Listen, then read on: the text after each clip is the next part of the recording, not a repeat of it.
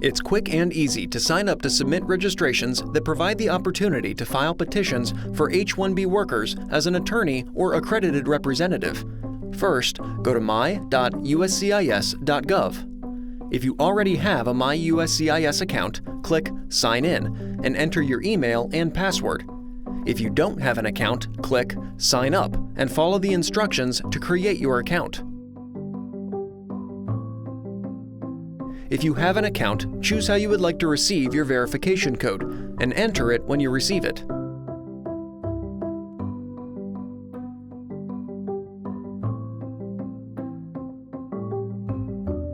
Next, select your account type. I am a legal representative, and confirm that you are an attorney or accredited representative.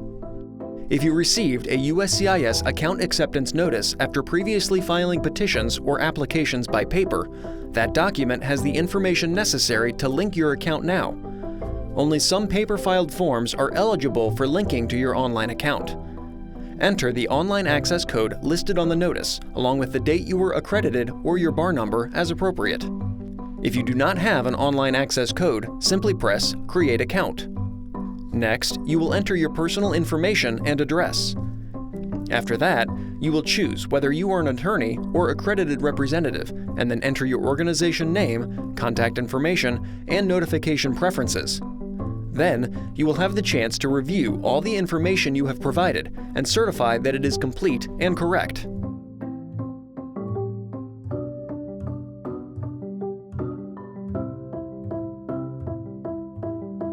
Now it's time to register your clients. Click Add a Client to My Account. Next, choose which type of client you would like to add. For the H-1B registration process, you will select Company and then enter your client's information. Now you can start the H-1B registration process. Select H-1B registration and then Start Form. After reading through the H-1B overview screens, click Start to create your registration.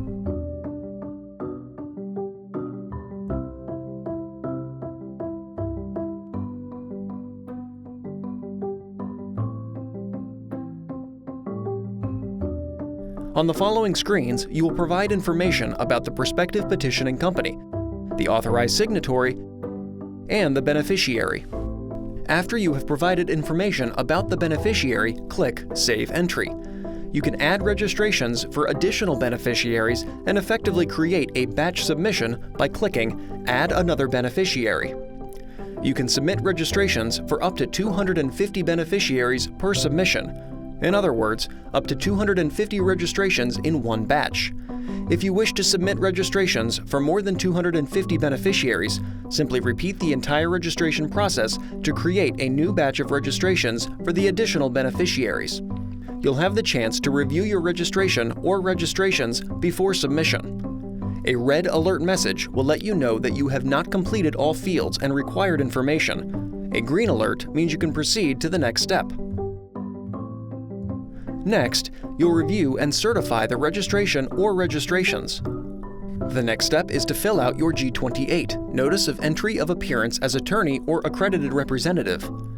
After you complete the G28, you will be given a one-time passcode to provide to your client, the prospective petitioner, on whose behalf you are attempting to submit the H-1B registration or registrations. Your client will need to sign up for a registrant account type and then enter this passcode within 30 days to add you as a representative. Your client can then review the G28 and H-1B registration or registrations. In your account, you will be able to see when your client approved and signed the G28 and H-1B registration or registrations. The final step is to pay the required fee, $10 for each registration, meaning $10 for each beneficiary registered in a batch submission. You will then be taken to the pay.gov website where you will provide your payment information and hit Submit. Congratulations! You have successfully submitted an H-1B registration. You can go into your account at any time to check the status of your registrations. You'll even be able to download a CSV file of all the beneficiaries you registered. Once you submit a registration, you won't be able to edit it. You will, however, have the ability to delete a registration, for example, if you discover an error after submission, until the time that the initial registration period closes, and submit a separate registration with a new $10 fee. You can delete an individual registration, even if submitted as part of a batch, without affecting the other registrations submitted with that batch. Deleted registrations will not have their $10 fee refunded. We will notify you by March 31st, 2020 if registrations you submitted are selected. You'll need to log into your account to view the notifications. Notifications will include one of the following 4 statuses. Submitted. A registration status may continue to show submitted after the initial selection process has been completed. Submitted registrations will remain in consideration for selection until the end of the fiscal year, at which point all registration statuses will be selected, not selected, or denied. Selected. This means you were selected to file a fiscal year 2021 H-1B cap subject petition. Not selected. This means you were not selected for this fiscal year. Denied. More than one registration was submitted for the same prospective petitioner, for the same beneficiary, and for the same fiscal year. All registrations the prospective petitioner submitted on behalf of the same beneficiary for the same fiscal year are invalid. For each initial registration period, we will announce the anticipated opening and closing dates. Remember, go to my.uscis.gov to begin the registration process.